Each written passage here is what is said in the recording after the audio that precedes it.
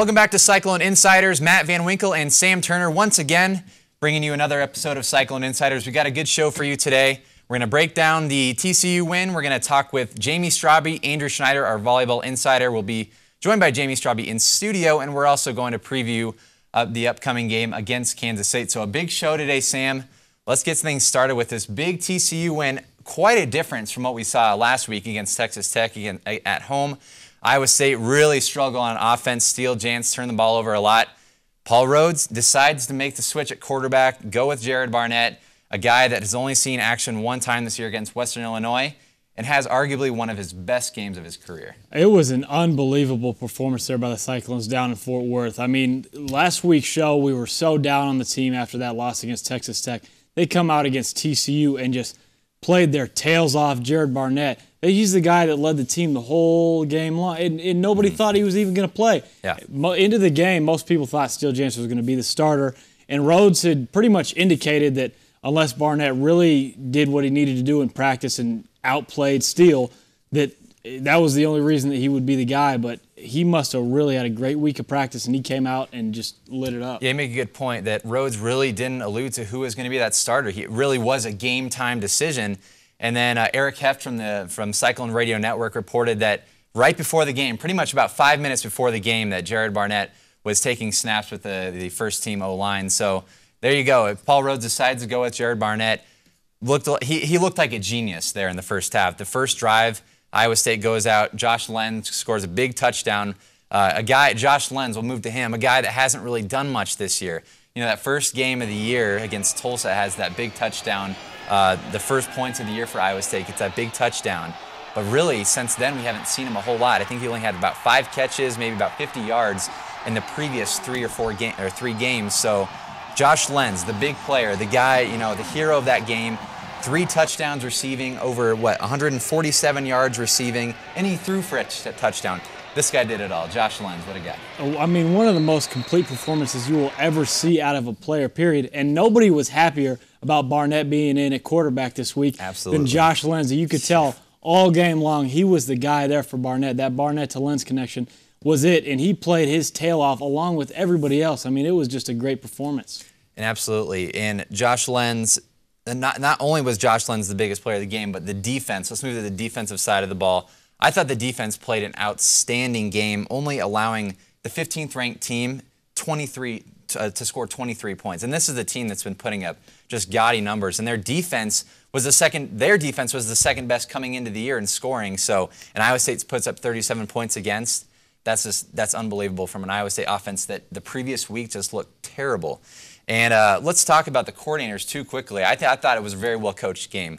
I thought Paul Rhodes had a game plan. I thought Messingham switch things up on offense. We saw that reverse play that Josh Lenz threw, that touchdown, Ernst Brunn.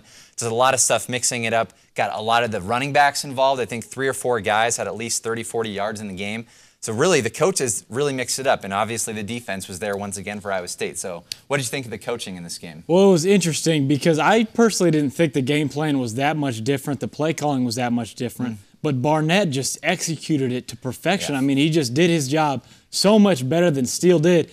And that might be the testament to what he's done in practice, just to the way he molds to Courtney Messingham's offensive play calling. But all night long, I mean, he looked like he really had a great grasp of the offense, was making all the right plays, didn't have great numbers. He never does. Yeah. But he always does a great job of managing the game, limiting the mistakes. And this was a perfect example. We talk about this every single week. If Iowa State limits those turnovers and just wins the turnover battle, this is exactly what can happen. Well, you and I were both wrong. I think last week we both predicted that Coach Rhodes would go with Steele Jantz in this game.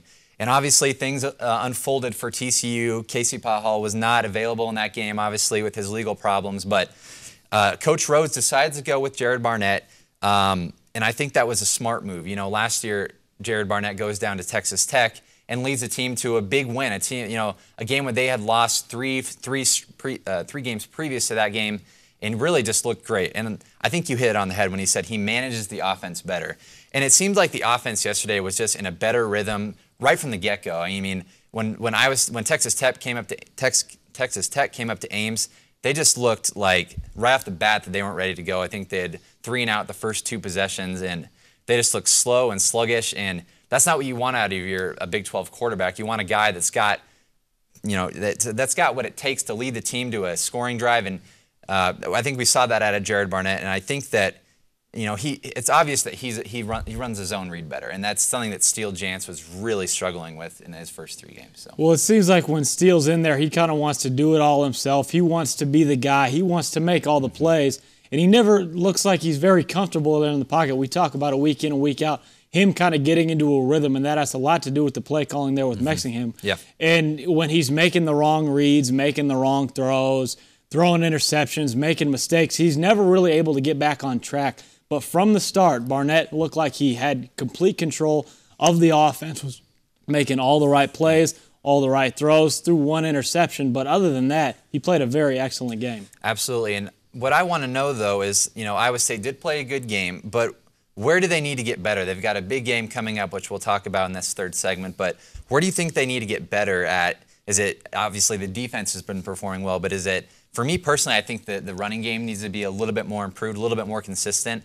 I'd like to see a little bit more passing to the running backs as well. I think that Jared Barnett, he's a guy that he can make space and he can get those running backs open too. And especially with the zone read, when you've got so many options to go to, and Jared Barnett, he's a good runner too. And he's not as quick and he can't get around as good as Steele Jantz can. But I think it's really effective if they can run the ball well. Definitely, and you're kind of surprised that they haven't been more insistent on getting that run game going. But for me, I was a little concerned throughout this game. Obviously, with Paul Hall out, you knew the offense wasn't going to have to put up as many points. And I'm not totally convinced that if Paul Hall was in, the Cyclones still would have won this game. TCU killed themselves with turnovers. Obviously, that was all on Boykin, the freshman.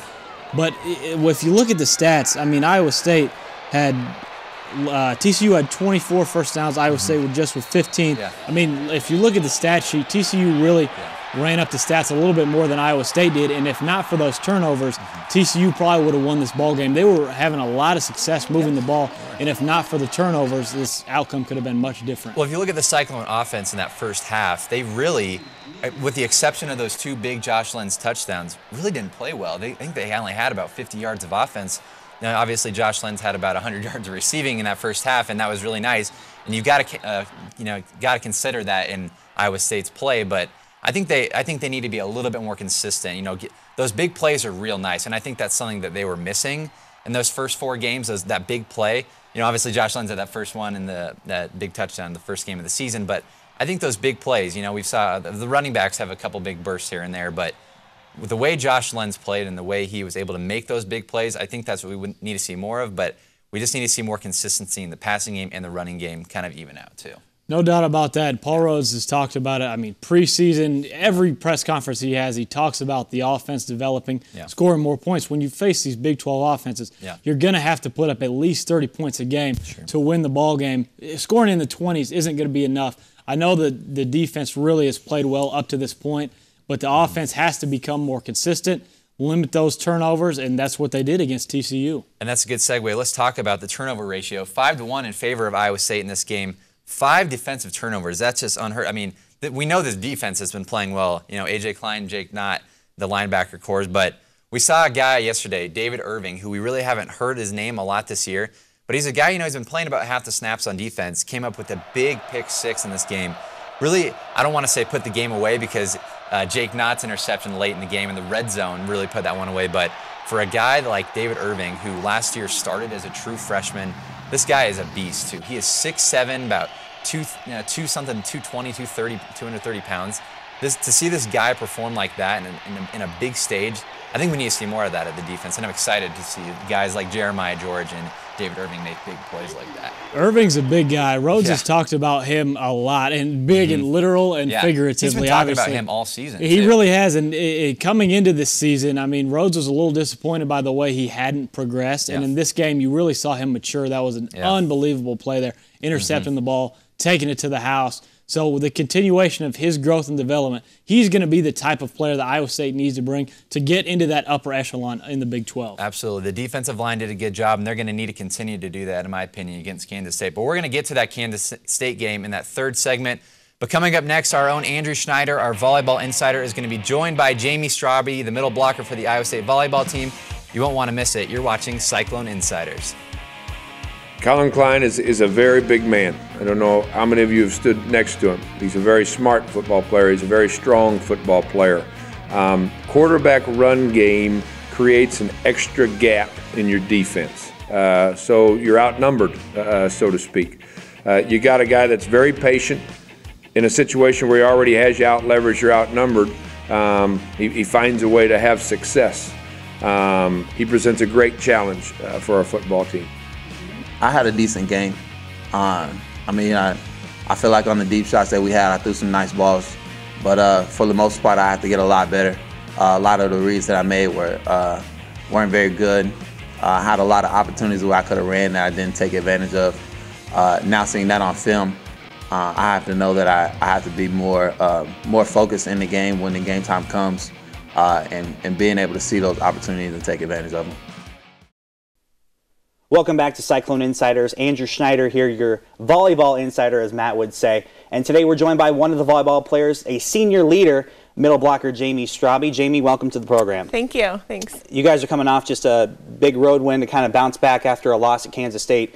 Kansas State, of course, one of the better teams in the country. Mm-hmm. Kind of talk about how this week has gone for you guys. We suffered a tough loss. I think it was a good road test for us, and we did learn a lot just from playing at K-State, playing in that tough environment. But I was really pleased with how we responded yesterday against Texas Tech. We started out a little bit slow playing in the morning, but we lost that first game. But after that, we kind of, we figured out a lot of things just from Wednesday's match, and then took that into Saturdays. And then the last 3 games, I thought we played really well. And consistency has been kind of the key of the season. It's been a little bit of a roller coaster, if you will, and that's how it's been described by Coach. Kind of talk about what that's been like as opposed to maybe last year when you guys were having big winning streaks and stringing a lot of matches together. What's been kind of the difference so far in terms of consistency? Our schedule so far has just been, it's been tough. Last year we had a tough schedule too, but I think this year has definitely just been, every game has been so important. So we haven't really had a lot of time to, have those games where you can just work on a couple things, maybe prepare for a team that's, a couple games ahead. But I do think that we're learning a lot from that. Just every game is so important, because when we do get into the postseason, start playing in the tournament, every game matters. So we're learning from that. But, just having new players on the court, it's still pretty early in the season, but, just figuring out how we can balance all that out, getting that consistency, what works well for the team, what doesn't work so well, just, finding that balance. So you just mentioned the new players, and that's really maybe one of the big differences from this year to last year. Obviously losing Carly, who was kind of your go-to last year, but you come and replace her with a very talented lefty in Mackenzie Bigby. Talk about kind of some of those front row players that are new, but they're very talented. Yeah, all of them are just such hard workers, and I think that's, been the key so far this season, just of bouncing back and all that, because they, they don't get so discouraged. They keep trying, they keep working hard. But as a new hitter out on the floor, you're learning again. You're hitting against bigger blockers than you ever have before. But Mackenzie has done such a good job of, just staying confident. Sometimes I think she gets a little bit rattled, but we're all behind her. We're all giving her encouragement. So she's done a good job, I thought, especially on Saturday, of just finding that groove again. Start swinging a little bit better. And when she gets that confidence and she starts playing at that high level, those teams can't stop her. And maybe something that's been a little bit different for Allison as well, and you've been with Allison all 4 of your years here at Iowa State. What does that help? How does that help you guys out there when you're trying to take big swings and trying to get big kills, to have Allison, who's such an experienced and talented setter? Yeah, Allison does a great job of just communicating with us, talking about, where do you need this set? What do you want to hit? What do you feel comfortable with? What do you want to do? And I think she does a really good job of giving me, especially, confidence as a hitter, just saying, okay, I'm going to give you the ball, right here, and you're going to put it down. And so I know going into my approach that the ball is going to be there. And I think she's doing a great job with Big B. If she makes an error or something, Allison will say, that's my fault, or maybe take some of the credit. So the younger players aren't feeling so much pressure. So definitely having Allison out there, just being vocal. She's producing offensively, which makes it a lot easier for us hitters too. But she's really just stepped up as a leader and as a senior. And she has some of those quick little kills that just looks like it really starts rallies for you guys. Yeah. Also, it looks like a couple times your passing's been really a big key for this team as well. And it seems when the passing goes, you guys go. Yeah. And with Kristen and with Rachel in the back, That's been really just a big key to have those two who are so experienced help you guys up in the front. Yeah, they do a great job. And the thing with our hitters, we have a very balanced attack. You know, we can get kills out of the middle, we can get kills off of our outsides, our right sides. You know, Allison can dump, but so much of that depends on the pass. And I think if we can get the pass up there, you know, I can hold the middle so our outside has a one-on-one. Or, you know, we can, you know, move things around, you know, run different sets, stuff like that. So just having that first pass up there really makes it hard for the other team to key on all of our hitters. And now we've talked about everything, of course, except for the middle, and that's, of course, you and Tanisha. And this season maybe hasn't been as consistent as you've liked it to be, maybe not playing as well, especially early in the season, but it looks like a couple matches Nebraska, and then again this weekend, looks like you're starting to get a little bit more consistency, starting to get a couple attacks. How's it feeling for you so far this season? Yeah, it's been a little bit different. I think, you know, with Carly gone, I think that teams, you know, will commit on me a little bit more. So, you know, that's a challenge for me, is figuring out how can I still produce for the team, you know, if I have two blockers on me, or if we're not passing well, or, you know, things like that, where I still want to be that player where, you know, if we're in a tight situation, I can be the player that, you know, Allison feels comfortable setting me, or getting a big block, stuff like that. So, you know, it is tough because you want to put that pressure on yourself, but you don't want to, you know, get in your head too much. And I think early on in the season, I was really, you know, trying too hard, almost just trying to, you know, take on almost more responsibility than I could handle. So, you know, the other girls have done a great job of just, you know, stepping up for me and, you know, saying, you know, you get this and I'll get this. You know, just we're kind of figuring out how to feed off of each other. So I think that's been, you know, a big key to our consistency. Just, you know, just keep working and keep figuring out that balance. Has Tanisha's improvement helped this season, kind of having her in there a little bit more in the middle? And she had a big game against Nebraska a couple weeks back, and she's had these big, huge games where it seems like she really fires up the team up the middle. How has that helped you, having someone who might be more or less your equal come in and help rotation, give you some extra breaks and things like that? Yeah, you know, T's done a great job, and she's just so physical, where she can just, you know, do things that are a little unorthodox, but when she's aggressive and when she's confident, she can put the ball down. And I think that gives other teams a lot of trouble, just because they can't quite figure out how to stop her. And, you know, she does things a lot different than I do, so then when I come in, it's almost I have to adjust to somebody else, a different middle, so that gives me a definite advantage. But with her getting more experience, she can also talk to me and give me more feedback, and she can say, okay, well, you know, this is working for me, or try doing this. Whereas last year I felt like I was kind of more telling her things that I saw, but now we're really, you know, feeding off of each other and giving each other a lot of good advice. And now we're getting into the meat of the schedule, and we'll kind of go big picture again, if you will. Yeah. Big 12 season right in the middle of that, and you guys obviously have a few things you just need to clean up, but it looks like a big match after Texas Tech. What do you guys think you need to work on the most, with a couple of big matches, West Virginia coming up this week, a break this coming weekend, and then obviously still two left with Texas? Right.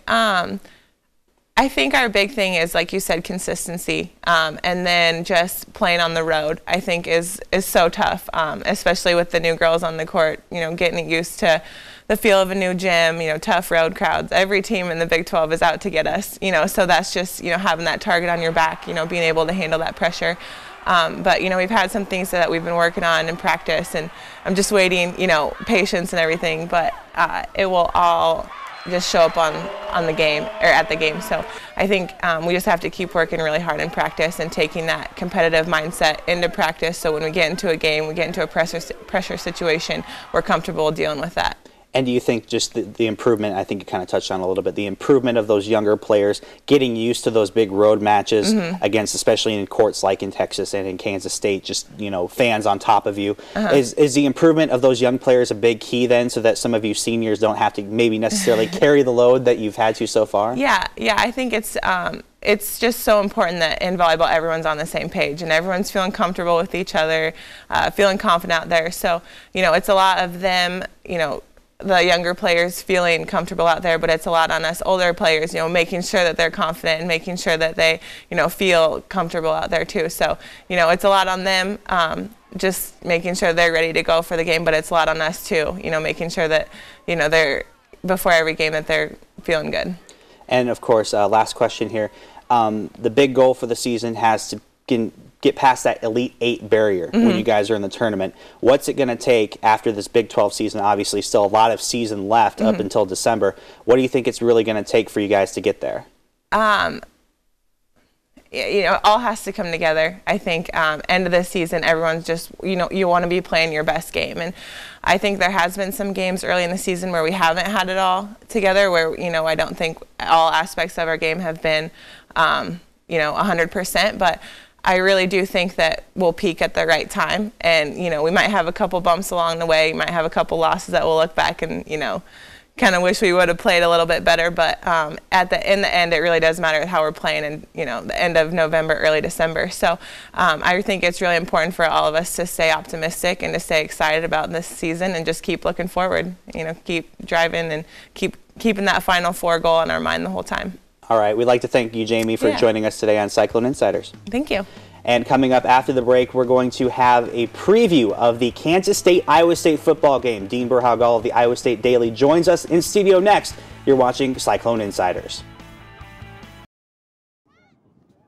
The Iowa State women's soccer team played their first game in the new Cyclone Sports Complex on Friday against TCU and came out on top with a victory. The new complex features a press box, a concession stand, and seating for 1,500 people. Both players and coaches alike were more than satisfied with their new home. It's got wow factor. Definitely one of the best facilities in the Big 12 now. And the atmosphere is awesome. I love the turf. Plays a little faster than the grass that we're used to, but we practiced on it this weekend, so we're getting used to that. I think the new facility, we were all amped up. We're all really excited. First game out here tonight, so I think that kind of helped. The women's team christened the stadium with a 2-0 win over the Horned Frogs, thanks to Jennifer Dominguez coming out and scoring her 8th and 9th goal of the season in the first half. Although the Cyclones came out firing in the first half, they settled in and played defensively in the second half. I think we needed to pick it up the rest of the game. We kind of have some work to do the second half, but we started off well and we're excited about that. You can watch the Cyclones play in the new stadium next this coming Sunday at 1 p.m. against Drake University.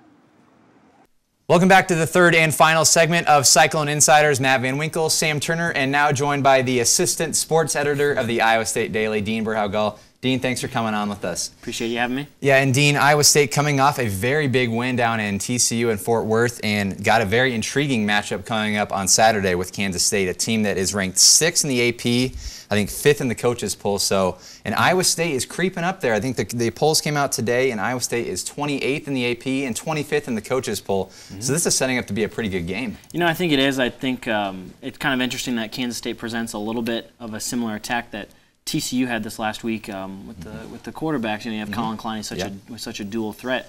Well, with Casey Pahal being arrested for a DUI early Wednesday morning and missing the game, Iowa State had to face a dual threat quarterback, and they seemed to fluster him pretty well. I mean, he's a redshirt freshman. Colin Klein has much more experience under his belt, but there's absolutely no question that it's going to be quite the game come Saturday. Yeah, definitely TCU was very hurt by Casey Pahal not starting in. But looking at Kansas State, Colin Klein, to me, is one of the best quarterbacks in the Big 12, if not the country right now. This guy can really do it all. He's really effective on the ground and through the air. He's got 7 touchdowns passing and 7 rushing. So is that something that Iowa State is going to have to try to stop him, his running? What do you think is the most important factor of Iowa State? Is it stopping the run or stopping the pass against Klein? Well, I think the biggest thing is always stopping the run and making the teams one-dimensional. Iowa State certainly has been able to do that this year, stop the run. You see what they did against Iowa, you see what they did last week against, or I should say a few days ago against TCU. But you always want to make teams one-dimensional. If you can force them to just pass, then you're able to your defensive line is able to just pin their ears back rather than having to play the rushing lanes. Well, last year against Kansas State, Iowa State defense was able to hold Klein to just 7 of 15 through the air. He had 1 touchdown passing and 1 rushing. So that Iowa State defense, they know Kansas State, and this has actually been shaping up to be a really good match between these two teams. Over the past 5 years, they had those games down at Arrowhead Stadium. Those were a couple of good games, coming down to the wire. So I think this is interesting too, because Kansas State is coming up to Jack Trice Stadium for the first time, I think, in about 4 or 5 years. So they haven't been to Ames, and I think that plays into Iowa State's advantage. Sam, what do you think? Do you think that obviously the home field advantage is going to be huge, but do you think that it's going to be enough to stop the 6th best team in the nation? Well, it's interesting because Kansas State is the type of team that they really manage the game and they do what they do very well. They're not flashy by any means, but they control the ball. don't make mistakes, no turnovers, no penalties, anything like that. They really do what they do well and force the other team to kind of play their type of ball game. Yeah, and we talk about Klein's effectiveness on the ground. They've also got a running back in John Hubbard who's got 500-plus rushing yards already this year and 8 touchdowns. So when you mix in Klein and his ability to, on the ground, and Hubbard, I think definitely stopping the run is going to be huge. But with Klein and his ability to throw too, I think that this is going to be a really tough matchup for this Iowa State defense, who's been playing really good defense this year already. Well, it'd be more likely for Iowa State to win if they force Kansas State to beat them through the air. Colin Klein, kind of an unorthodox passer. He really runs that zone read with Hubert very well. But forcing him to beat Iowa State through the air is definitely going to be the key for Iowa State this weekend. Dean, what do you think? Is the Kansas State, is their running game going to be more effective than their passing game, do you think? I feel that Iowa State's more geared up to stop the run because that's what type of a defense that they are. Not as much experience in the secondary. I believe that the biggest thing is that they're going to need to stop the run. Yeah, and I think that Iowa State last year, their game, it was the last game of the season, and they lost 30-23 down in Manhattan. And I think that that's going to carry over into this season. That Coach Schneider is obviously one of the best coaches in the nation, and I think that he coaches his team very well. But that Iowa State team last year, led by Jared Barnett in that final game of the year, really showed a lot of grit and determination. And it came down to the final quarter. Iowa State was, they were tied in the fourth quarter, and Kansas State goes up, scores a late field goal and touchdown to go ahead. But I think that now that it's at Jack Trice Stadium, the fans have been showing up this year. We've got a new quarterback for Iowa State in Jared Barnett. I think that this team is headed in the right direction, and I think that they've got a big advantage coming up on Saturday. It's interesting as an Iowa State fan because you think of what Paul Rhoads is trying to do with this program, not only this game, but just in the future. And what Bill Snyder's done at Kansas State is exactly what Paul Rhoads is trying to do. He's trying to build a contender from the ground up, and I think that in a way, Jared Barnett is that quarterback that they're searching for. He needs to be more consistent with his accuracy on short throws. But the way that Colin Klein was brought up by Bill Snyder and what he is doing now, certainly in the Heisman race this year, is something that Iowa State fans have to look forward to. Yeah, and last week when Sam and I did InCYders, we didn't know that Casey Powell was going to be out for TCU. And we didn't know that Steele Jantz was not going to start for Iowa State. So a couple of questions there, but I think we've got our answer now. Jared Barnett is going to be the starting quarterback heading into this Saturday. Did you like the move by Coach Rhoads to go with Jared Barnett on Saturday? Initially, I wasn't exactly pleased with it because as a quarterback, you want to be backed by your coach. And I think, in a way, though, I'm pleased because they pulled the trigger right away. They went with their gut. They went with Jared Barnett. Rhoads said that the best quarterback in practice was the one that was going to start. And apparently Barnett was. But what you saw, the big plays, the way that he managed the game, he didn't turn the ball over like Steele Jantz does. And he managed the game a lot better. All right, guys, let's go around the table. Number 6, Kansas State comes to town. Sam, I want to know who you got in this game, Iowa State or Kansas State? I'm picking Kansas State in this ball game simply because I think they will win the penalties and the turnover battle. They run the ball, and the system that they play is really set up well against Iowa State. They limit their mistakes, and that is something that Iowa State doesn't really do very well, so therefore I'm going with Kansas State. Dean? I'll take Kansas State. Iowa State, certainly they've made leaps and bounds in this last week compared to Texas Tech. But like you said, Sam, what Kansas State does best is they take care of the ball, they run the ball, and they don't turn it over. And I feel like that is something that will play to Iowa State's weakness. So I'll take Kansas State. Yeah, I'm going to agree with you guys. I think Kansas State does have a little bit of an edge in this game. I know it is at home for Iowa State, and they play their best games at home, but with the exception against Texas Tech. But different quarterback, obviously, for Iowa State. I definitely think it's going to be a similar game as to what we saw last year. I think it's going to definitely come down to the wire. I think that the running game, though, for Kansas State is going to be too much for Iowa State to stop. Obviously, they've been pretty good at stopping the run this year, but I think that Kansas State is just going to be a little bit too much. Colin Klein's going to be just a little bit too much for Iowa State to handle. So we've all got Kansas State in this one. It's going to be interesting to see. It's an early one, though, on Saturday. It's 11 o'clock. It's going to be on FX, so you won't want to miss it. Dean, thanks for joining us. Appreciate it. I want to thank Sam Turner as well, and Jamie Straube and Andrew Schneider earlier in this segment, last segment, for coming on with us. You've been watching Cyclone InCYders.